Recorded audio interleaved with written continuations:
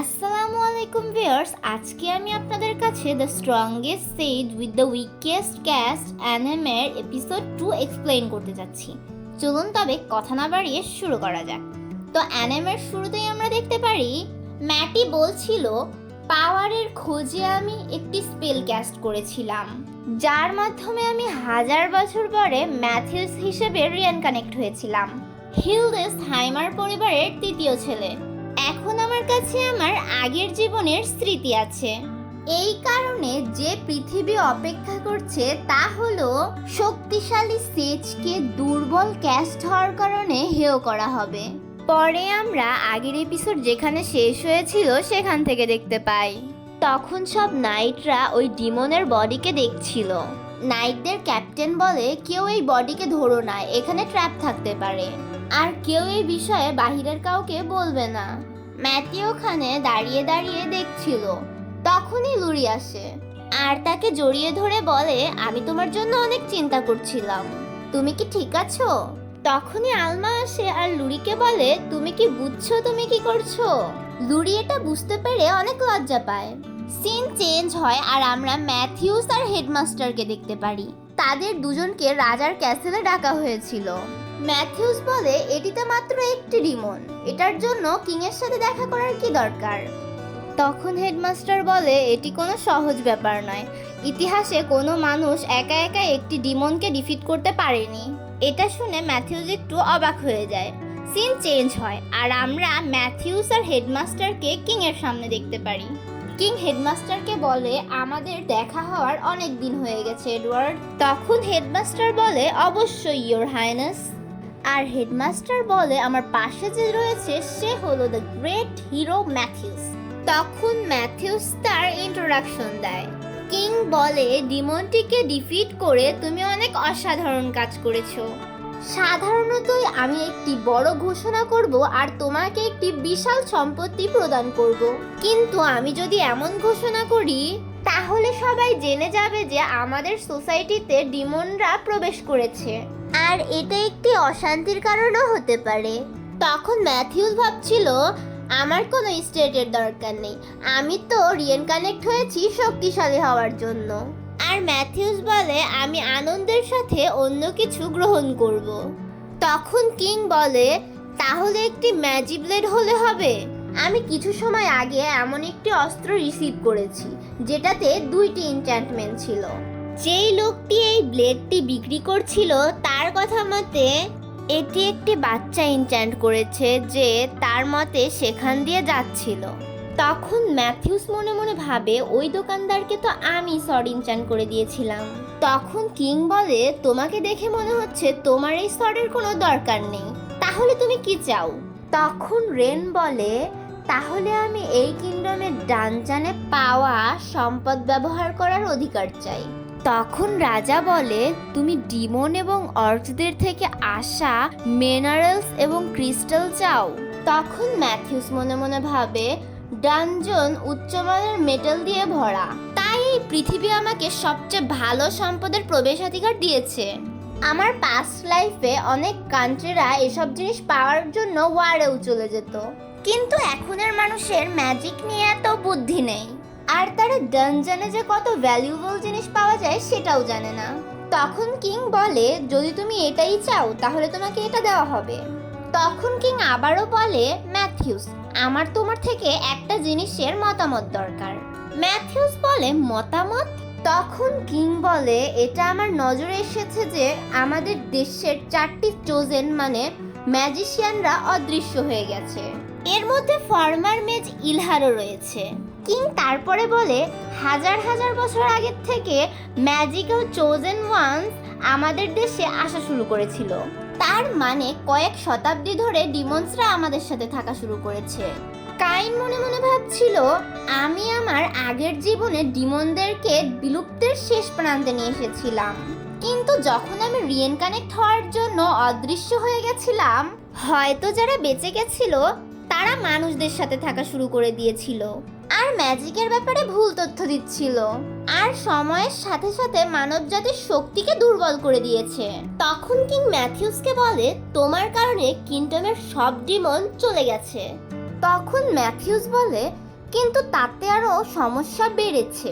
যদি magical chosen one Demon হয় আর তারা পালিয়ে যায়, তাহলে তাদের চেষ্টা চালিয়ে যাওয়ার কোনোই দরকার নেই।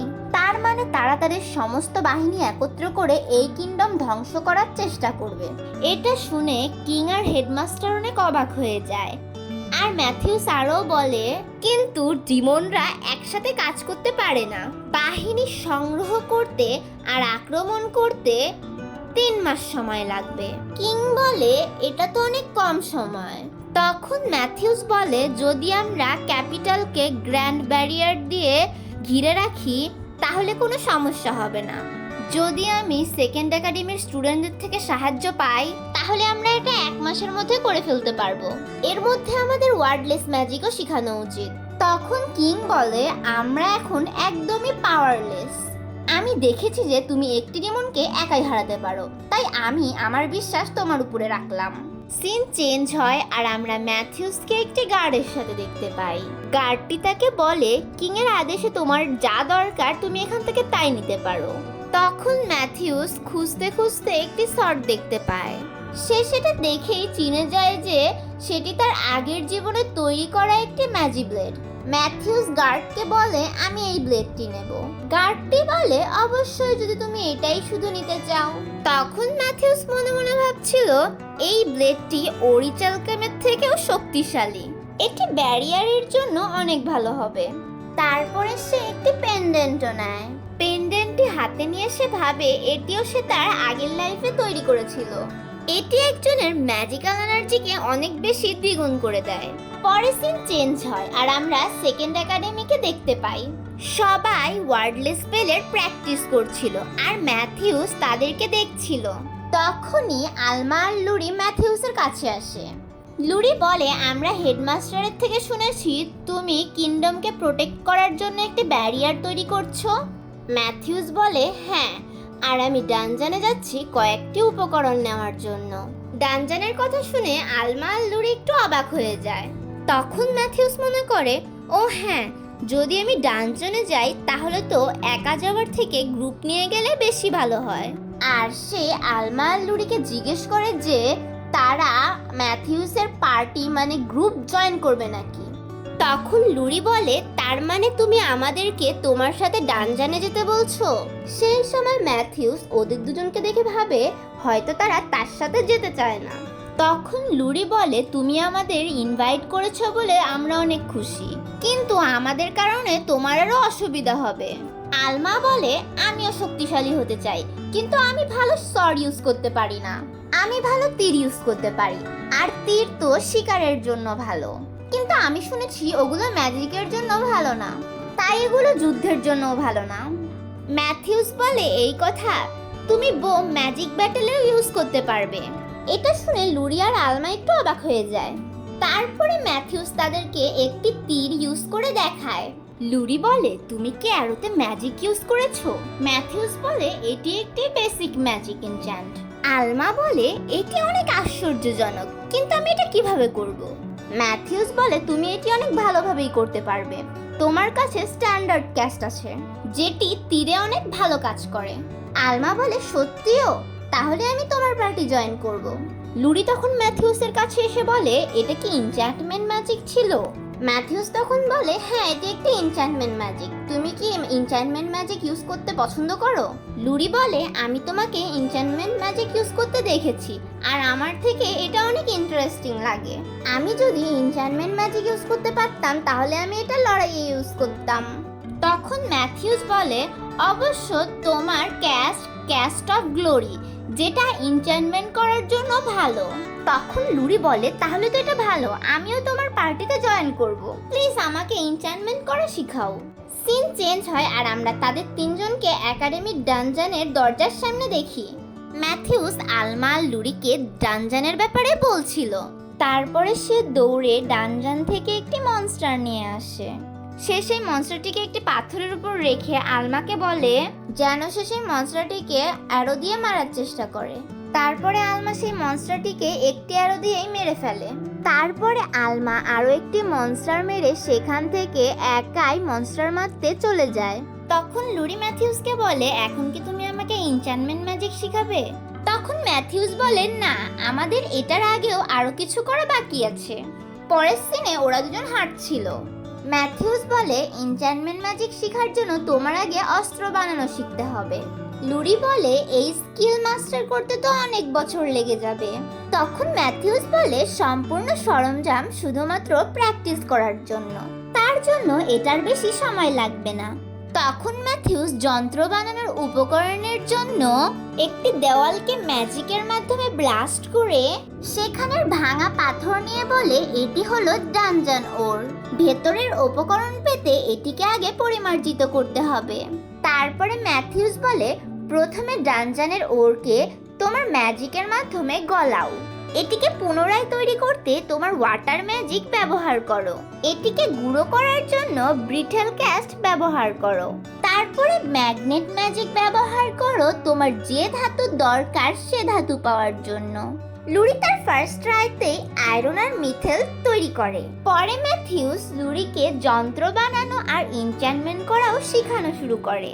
পরের সিনে আমরা আলমাকে দেখতে পারি, যে অনেকগুলি মনস্টার মেরেছিল, তার সাথে ম্যাজিক স্টোনও পেয়েছিল। তাই সে ম্যাথিউস আর লুরির কাছে যেতে থাকে। আর সে লুরি আর ম্যাথিউসকে দেখে ভাবে, লুরি কি পাগল হয়ে গেছে? পরে আমরা দেখি লুরি আলমার জন্য কয়েকটি ইকুইপমেন্ট মারিয়েছে, আর আলমা সেটা পেয়ে অনেক খুশি হয়। আলমা বলে, এখন আমাদেরকে মনস্টারদের সাথে লড়াই করতে সুবিধা হবে। তখন লুরি বলে, এটা আমাকে ম্যাথিউস বানানো শিখিয়েছে। তখন ম্যাথিউস বলে, হ্যাঁ, এবার আমরা আরেকটু নিচে লেভেল 10-এ যাব। তারপরে আমরা দেখতে পাই তারা লেভেল 10-এ এসে গেছে। লেভেল 10 অন্য লেভেলের থেকে একটু আলাদা ছিল, আর সেখানে অনেক মনস্টারও ছিল। লুরি আর আলমা মিলেই সেই সব মনস্টারদেরকে হারিয়ে দেয়। ম্যাথিউস মনে মনে ভাবছিল, আমরা মৃত মনস্টারের থেকে পাওয়ার কালেক্ট করছি, আর আমার দলের সদস্যরাও অভিজ্ঞতা অর্জন করছে। সবকিছু হচ্ছে আমার এই পাস্ট লাইফে তৈরি করা পেন্ডেন্টের জন্য। তখনই তাদের কাছে একটি কিলার ডগ মনস্টার আসে, কিন্তু লুরি আর আলমা মিলে সেটিকে নিমেষেই হারিয়ে দেয়। এটা দেখে ম্যাথিউস অনেক খুশি হয় আর তাদের প্রশংসা করে। তারপরে সে বলে, আমরা কয়েকটুক্ষণে কোনো মনস্টার পাবো না, তাই চলো একটি ক্যাম্প তৈরি করি, যেখানে আমরা বিরতি নিতে পারবো। তারপরে সে তাদের দুজনের বিশ্রামের জন্য একটি ম্যাজিক্যাল ব্যারিয়ার বানায়, যার ভিতরে কোনো বড় মনস্টার আক্রমণ করতে পারবে না। তারপরে ম্যাথিউস কোনো জায়গায় যেতে গেলে লুরি তাকে জিজ্ঞেস করে সে কোথায় যাচ্ছে। ম্যাথিউস বলে, আমি আরো নিচের লেভেলে যাচ্ছি, আর মনে মনে ভাবে, আমি দেখতে চাই যে আমার বর্তমান শক্তি কেমন। আলমা জিজ্ঞেস করে, তুমি কত নিচে যাওয়ার কথা ভাবছো? ম্যাথিউস বলে, প্রায় 25 লেভেলের মতো। এটা শুনে আলমা আর লুরি একটু অবাক হয়ে যায়, কারণ এখন পর্যন্ত 23 লেভেলের উপরে কেউ যেতে পারেনি। ম্যাটি নিচের লেভেলের দিকে যাচ্ছিল, সেখানে থাকা মনস্টারকেও সে মারে। তারপরে সে একটি জায়গায় দেখে, আর সেখান থেকে বুঝতে পারে সেখানে লেভেল বস আছে। সেখানে অনেকগুলো মনস্টার ছিল। সে নিমেষের মধ্যেই সেই মনস্টারগুলোকে মেরে ফেলে। তখনই তার সামনে আর্থ শার্পেন নামে সাপের মতো দেখতে একটি মনস্টার আসে। সেই সাপের আর ম্যাথিউসের অনেক বড় একটি ফাইট হয়। শেষে ম্যাথিউস সেই সাপের মতো দেখতে মনস্টারটিকে হারিয়ে দেয়। আমরা লুরি আর আলমাকে দেখতে পারি, তারা ভাবছিল কোনো ভূমিকম্প হচ্ছে। অন্যদিকে আমরা দুটি ডিমনকে দেখতে পারি। একটি ডিমন বলে, ইথান, তুমি কি এখন এই ম্যাজিকের বিস্ফোরণ অনুভব করতে পেরেছো? আর তার পাশের ডিমন বলে, মনে হয় তুমি ভুল ভাবছো, এখনকার মানুষ এত শক্তিশালী হতে পারে না। পরে আমরা ম্যাথিউসকে দেখতে পারি, যে অনেকগুলি মনস্টার মেরে চলে এসেছিল। তখন সে তার মনস্টারকে আলমা আর লুরিকে দেখায়। আলমা আর লুরি সেই মনস্টারটিকে দেখে অনেক ভয় পেয়ে যায়। আর এখানেই the strongest sage with the weakest crest অ্যানিমেটি শেষ হয়। আমার ভিডিওটি ভালো লাগলে লাইক এবং সাবস্ক্রাইব করে দেবেন। ধন্যবাদ।